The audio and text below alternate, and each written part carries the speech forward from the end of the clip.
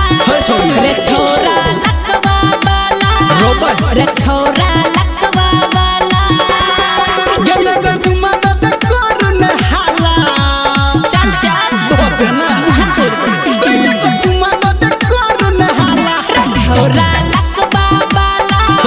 रे छौरा लकवा वाला घर पहुंचा छौरा लकवा वाला चल चल रे छौरा लकवा वाला नहीं मानगा ना कखनो ने माँ गायत्री रिकॉर्डिंग स्टूडियो।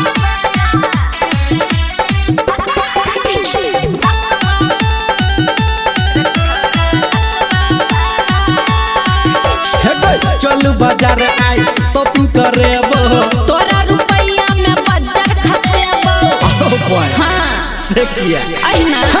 चल बाजार आई शॉपिंग करे बो तोरा रुपया में बजट खसेबो ओह गजब छजहिया के ढाला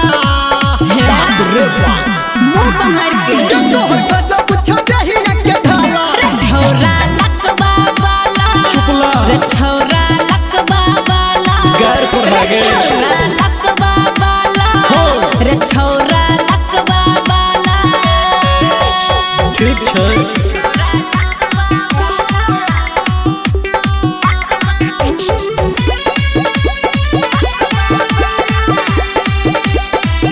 म्यूजिक बाय गुड्डू राज। हे गई एना ने बैठ के तू चल गे रास्ता हमरा पटा लेबे एतेक ने सस्ता की बुझाइ छौ तोरा चल चल ओए चल चल एना ने चल तू ऐठ के रास्ता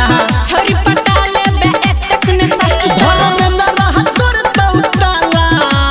की आई नहीं बचबा दूर जो कोनी रबलिया तोर तौताला रे छौरा लकवा वाला आब की रे छौरा